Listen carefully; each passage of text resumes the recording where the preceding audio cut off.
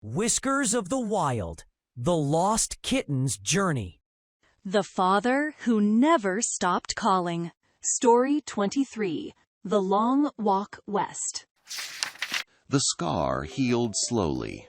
At first, it burned every time the orange cat moved his face, a sharp reminder of how close he had come to ending his journey before it truly began. Later, it pulled tight beneath his fur, stiff and aching when the nights turned cold.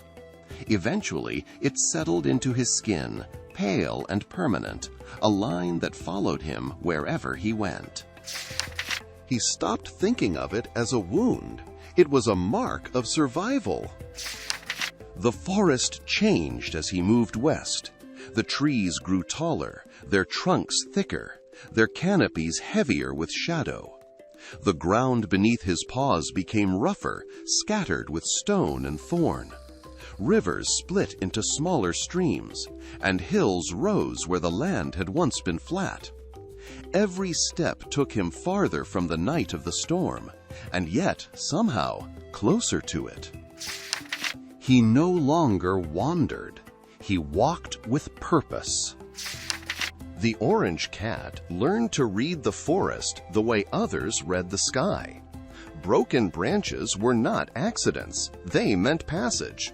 Flattened grass spoke of recent movement.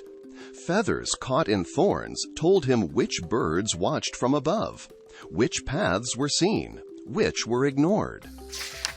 At night, he slept lightly, curled tight with his back against rock or tree, waking at every snap of a twig. Some nights, the forest whispered around him, filled with unseen life. Other nights, it felt empty, hollow, as if holding its breath.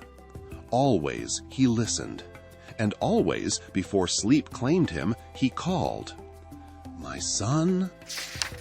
The word never grew easier. Sometimes it fell flat, swallowed by the dark. Sometimes the wind carried it far, stretching it thin across valleys and water. Once, in the distance, he thought he heard an echo, faint, uncertain, and his heart nearly broke trying to chase it. Hunger became a constant companion. There were days when he went without eating, too focused on moving forward, too afraid that stopping might mean losing the trail of something he could not see but could still feel. His body grew lean and hard, his movements economical, precise. The softness of his old life faded, replaced by endurance. Yet memory never left him. At night, when exhaustion finally dragged him into sleep, he dreamed of warmth, of a tiny weight pressed against his chest, of soft breaths and the gentle sound of a kitten's purr. Sometimes he dreamed of the river again, but this time it flowed calmly, guiding rather than tearing. He woke from those dreams with his heart aching and his paws already moving. The farther west he went, the stronger the pull became. It was not a sound, not a scent. It was something deeper, a pressure behind his eyes, a tightening in his chest whenever he strayed too far north or south. When he followed it, the world felt aligned, as if the forest itself approved of his direction. The farther west he went, the stronger the pull became. It was not a sound, not a scent. It was something deeper, a pressure behind his eyes, a tightening in his chest whenever he strayed too far north or south. When he followed it, the world felt aligned, as if the forest itself approved of his direction. The orange cat did not fear them. If the forest was watching, let it watch. One evening, as the sun bled red into the horizon, he reached a high ridge.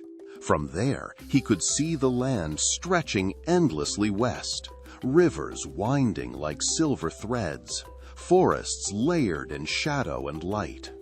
He stood there a long time, the wind tugging at his fur.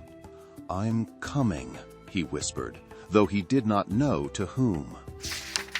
Below him, Unseen but undeniable, a path waited, and the orange cat descended the ridge, continuing the long walk west, carrying scars, memory, and a love that refused to fade.